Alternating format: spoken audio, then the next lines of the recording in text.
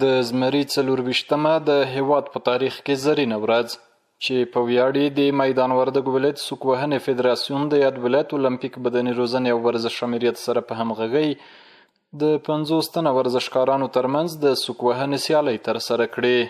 هدف از برگزاری از این مسابقات به خاطر 24 اسد روز استقلال ما این مسابقات را برگزار کردیم که با تعداد 50 ورزشکار از 5 کلاب ولایت میدان وردک در این مسابقات اشتراک کردند.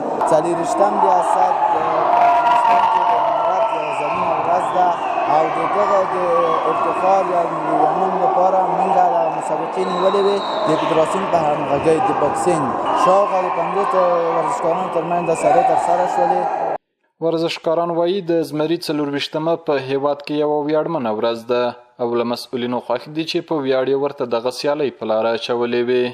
دلته راغلي یاستو د دغو لوبو ته چې د ازادۍ د ورځې سیاست 24مې په مناسبت موږ ته په لاره اچول شوي دي د ځوانانو د پیاوړتیا لپاره او د هغوی د ښه پرمختګ لپاره او د ورزش لپاره چې ورزش پرمختګ وکړي. موږ ډېر خوشحاله یاستو چې دا لوبې موږ ته په لاره واچول شوې تر څو موږ وکولی شو چې یو ځای ته مخته لاړ شو او موږ خپل تمرینات کوي. 24 اسد برای تمام مردم افغانستان و خارج از افغانستان تبریک میگیم. این مسابقات برای ما زیاد مهم بوده و زیاد زحمت سره از این کشیدیم.